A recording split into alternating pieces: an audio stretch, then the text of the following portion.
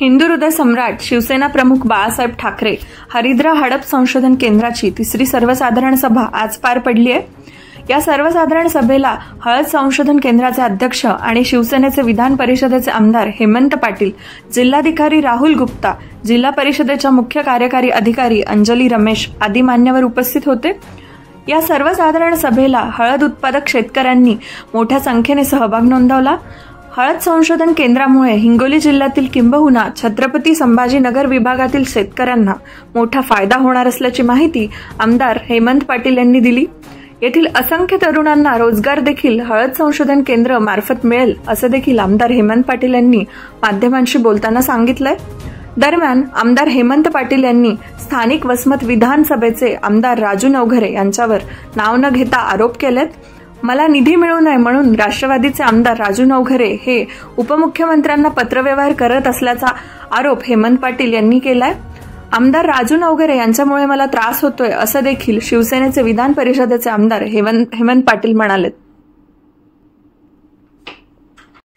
हळद या पिकामध्ये हिंगोली जिल्हा हा पूर्ण महाराष्ट्रातच नाही तर पूर्ण भारतामध्ये एक नंबरला आहे। आज जवळपास 2 लाख एकरच्या वर हळद इथं आहे।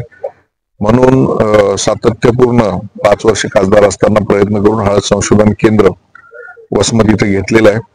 खरं म्हणजे जागा मिळवण्यापासून तर बांधकामापर्यंत आजपर्यंत सातत्यानं स्थानिक लोकप्रतिनिधीचा इथे मोठ्या प्रमाणामध्ये हस्तक्षेप त्रास होत आहे।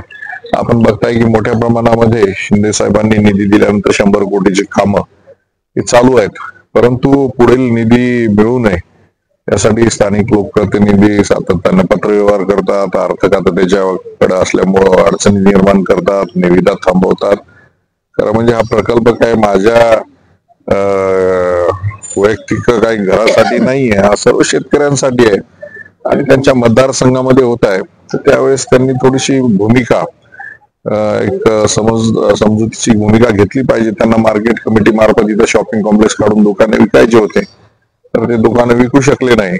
म्हणून सातत्यानं आता निविदा जवळपास 200 कोटी रुपयांच्या निविदा अडवलेल्या आहेत वित्त खात्यानं। मागच्या 8 महिन्यापासून पूर्ण कामं जी आहेत हे ठप्प झाल्यासारखी आहेत आणि हिंगोली जिल्ह्याला हे पाठीमागे नेण्याचं काम हे स्थानिक लोकप्रतिनिधीकडून होत आहे। काम प्रगतीपथावर